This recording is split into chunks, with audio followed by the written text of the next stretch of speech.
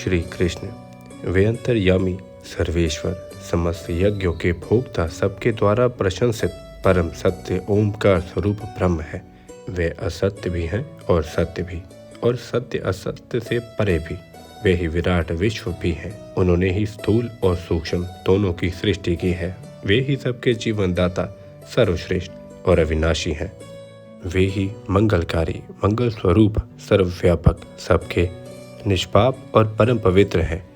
उन्हीं चराचर गुरु नयन मनोहरी ऋषिकेश को नमस्कार करके सर्वलोक पूजित अद्भुत कर्मा भगवान व्यास की पवित्र रचना महाभारत का वर्णन करता हूँ। पृथ्वी में अनेकों प्रतिभाशाली विद्वानों ने इस इतिहास का पहले वर्णन किया है, अब करते हैं और आगे भी करते रहेंगे। यह परम ज्ञान स्वरूप ग्रंथ तीनों लोकों में प्रतिष्ठित है। कई संक्षेप से तो कोई विस्तार से इसे धारण करते हैं। इसकी शब्दावली शुभ है। इसमें अनेकों छंद हैं और देवता तथा मनुष्यों का मर्यादा का इसमें स्पष्ट वर्णन है। ये महाभारत ज्ञान रूप अंजनी की सलाइयों से अज्ञान के अंधकार में भटकते हुए लोगों की आंखें खोलने वाला है। इस भारत रूपी सूर्य ने धर्म, अर्थ, काम और मोक्ष चारों पुरुषार्थों का संक्षेप और विस्तार से वर्णन करके लोगों का अंधकार नष्ट कर दिया है। भगवान श्री कृष्ण ने इस ग्रंथ में कुरु वंश विस्तार, गांधारी की धर्मशीलता, विदुर की प्रज्ञा, कुंती का धैर्य, दुर्योधन की दुष्टता और पांडवों की सत्यता का वर्णन किया है।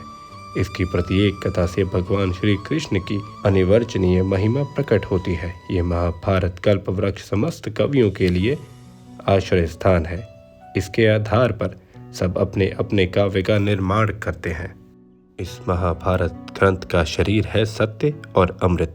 इतिहास में यही सर्वश्रेष्ठ है। इतिहास और पुराण के द्वारा ही वेद अर्थ का निश्चय करना चाहिए। देवताओं ने महाभारत को तराजू पर वेदों के साथ रखकर तोला है। उस समय चारों वेदों से इसकी महत्ता अधिक सिद्ध हुई है।